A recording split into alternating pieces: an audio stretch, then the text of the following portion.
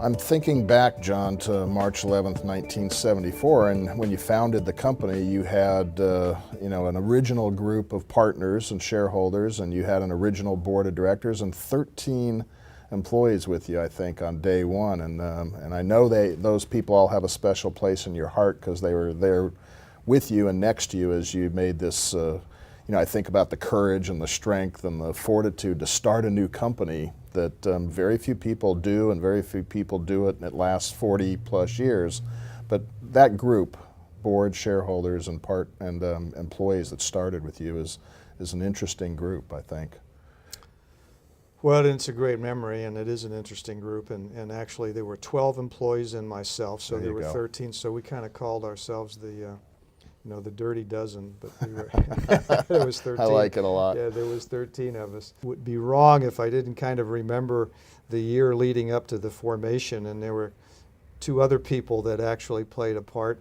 One was a mentor of mine, John Colopy, Sure. who has passed, and he was there while we were planning, while I was planning this company, and one of the ladies who was my girlfriend at the time, right, and is now my wife, was there when we formed the name Orange Coast Title, and right. that's Kathy. So she was there as we were bouncing the name off the wall, and I remember thinking Orange County, Orange whatever, and I'm not sure exactly which one of the three of us came up with Orange Coast, but then kiddingly I could say, well, we've been around so long, there's a college named after us, and that was one of the approaches we took. But the core group was special, no doubt about it. I'll always remember them dearly. And, the thing was, we all, from the very beginning, worked from 7 to 10, or whatever it took there. That all of us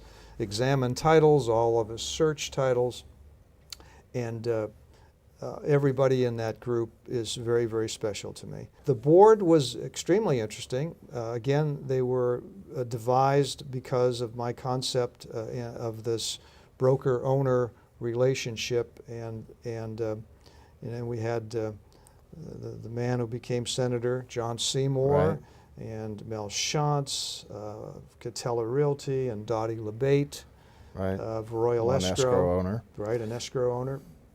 And Hal Toller, who has also passed, and he was on our original board. right. And one of our key shareholders was Alan Feinbarg, who right. owned the Wild West stores. So these were people that had, and Ty Ellis right. was involved in the original board. Great core group of people that provided not only the potential of the title business, but the business acumen that right. could give me direction as a 31-year-old trying to run a corporation. And all of those board members you mentioned, and even the original 13 employees, I remember as I came into the company how impressed I was by that group of intelligent and experienced, knowledgeable people. And you gave me the opportunity in management, I remember that board of directors and those people being so supportive and mentoring me through my early years as a manager for you, and I'll never forget that. They were all great to me. There was another little guy that was running around the house that was there and part of this whole process, at least watching it and then growing with it, and that's Mike Marconi, who was obviously my young son while I was all putting all this together, but he was also became an early title searcher and plant document puller. So Mike was there. He was one of those also that were around during the very early formation. He was a third baseman on our softball right. team early, and of course built our lender division, and now I enjoy day-to-day running the company with Mike. Yeah.